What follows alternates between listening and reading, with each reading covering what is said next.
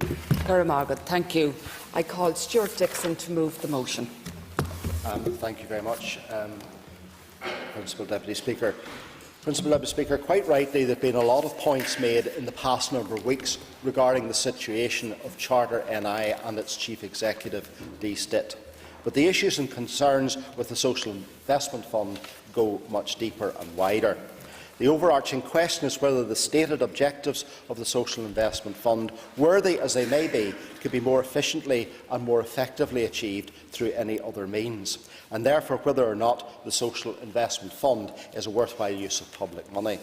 The implementation and operation of the Social Investment Fund has been characterised by secrecy and cronyism.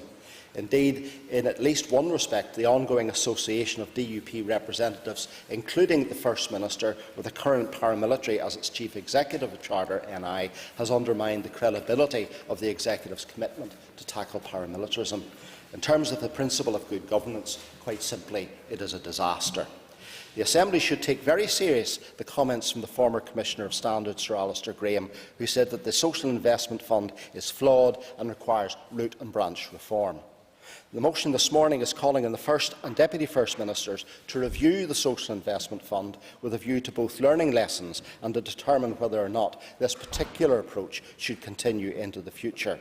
And this review needs to be an independent review. There are very legitimate concerns that the flawed approach of the Social Investment Fund could be replicated in terms of other funding streams, including notably that of the so-called Executive Action Plan on Paramilitarism, with an agenda of trying to buy off paramilitaries rather than to stand up for the principles of the rule of law and promoting a culture of lawfulness. Furthermore, while it is not the role of the Assembly to direct the Northern Ireland Audit Office, it is reasonable to anticipate that the operation of the Social Investment Fund would be subject to a full and rigorous investigation.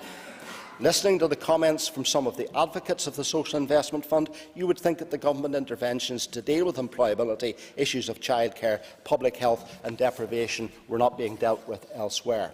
And indeed, it is this point that equally applies to government interventions that were deployed through the community and the voluntary sector. These were regularly viewed as being efficient ways of delivering money quickly, distributing it to the grassroots, and effective in terms of outcomes, and fair in funding decisions were based around objective criteria and open and merit-based competitions. From the perspective, for example, of the Department of Employment and Learning, a number of good examples can be cited. The Local Employment Intermediary Service was a community-based employment intervention to give assistance to marginalised and hard-to-reach unemployed people beyond the general service that was provided by the Employment Service through jobs and benefit offices. Take, for example, Pathways to Success, the executive strategy for addressing people not in education, employment and training. One of the programmes was the Collaboration and Innovation Fund, CIF with a C. This placed £9 million in the hands of 18 different community-based projects to assist marginalised young people. These programmes were successful and popular. They even received endorsement by London-based Centre for Social Inclusion.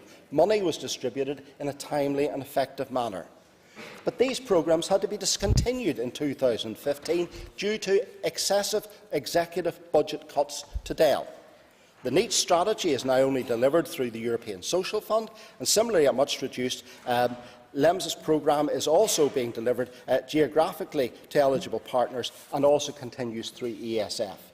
Now here, Principal Deputy Speaker, is the irony. Through all of this, the Social Investment Fund protected by the Executive, despite all of the cuts and the underfunding being expressed throughout the public sector, including cuts that were passed on to the community and voluntary sector, those very organisations that have been delivering quality programmes, they were cut back, but no cutbacks in CIF. The genesis of the Social Investment Fund, Deputy Speaker, goes back to 2011.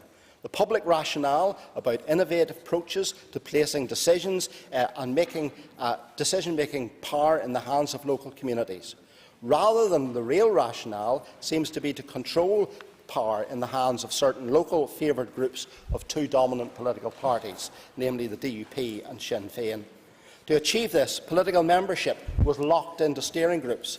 This was distributed by the proportional system of D'Hunt, which was skewed, of course, towards the larger parties. Some of the so-called independent members also have clear links to the two leading parties. Mr Stitt, for example, is also a member of the South Eastern Group. The most disturbing aspect of the process is that the only groups represented on the steering groups could become the lead partners. This is ultimately a closed shop and clearly a conflict of interest. While we then see a competitive process in terms of the organisations which will deliver the services on the ground, many, if not all, of these groups previously could have, or indeed have, been funded through conventional approaches and funded directly by responsible government departments. Take, for example, East Belfast, a situation where GEMS, the larger and more experienced organisation in terms of delivering community-based employability programmes for government, including some of the schemes I previously mentioned, being managed by Charter, the smaller organisation, less experienced. So, Deputy Speaker, this begs the question, what precisely is the benefit of this extra layer of bureaucracy in terms of lead partners and associated management fees? Is it about channelling resources into the hands of preferred and favoured organisations of DUP and Sinn Féin? And if so, why? I am sure other speakers in this debate will echo this, but there is a growing sense of frustration across wide swathes of the community and the voluntary sector about resources being steered to certain favoured groups at the expense of others without open and merit-based competition. Without this, we quite simply do not have fair play. We may miss out on even better solutions that other organisations might offer, and we have a growing sense of grievance. What is even more disturbing is that groups feel disempowered from speaking out lest they lose scarce resources that they might receive. This is unhealthy and undemocratic. Groups that I have met with have expressed these concerns to me. Some may argue that it takes local lead partners to source local client groups for schemes and that this is added value. But frankly, even this is disturbing in that it reinforces the belief that the local gatekeepers in too many communities and that the delivery partners are incapable of doing this directly by themselves. This brings us back to the issue regarding Charter NI. Let us be clear. The DUP have a clear agenda of trying to direct funding to Charter over the last number of years. Sometimes Charter have been successful in winning competitive bids, but at other times they have increased the amount of cunning schemes to try and get them to fund outside the normal process. This would be of significant concern itself, but the interface between Charter and the UDA should be ringing alarm bells. Alliance does recognise, and we do welcome people with a paramilitary past playing a positive and constructive role in society. But when those people with a paramilitary present are doing so, and indeed are managing public funds which have been awarded through a closed system, then there is clearly a problem. The issue with Mr Stitt is more than the use of abusive language in a Guardian video. It is more than the reference to his ban providing homeland security. It is the reference to working-class areas being jungles with the inevitability of local hard men. That is the culture that I came here to break down. That's the culture that this Assembly should be breaking down. That is what goes to the very heart of any credible executive action plan to tackle paramilitarism.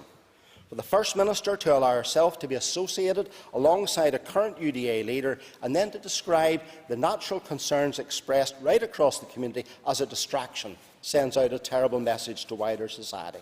But if it is a distraction, it is only a distraction from the even deeper flaws of the entire Social Investment Fund. Thank you. I call Christopher Stalford.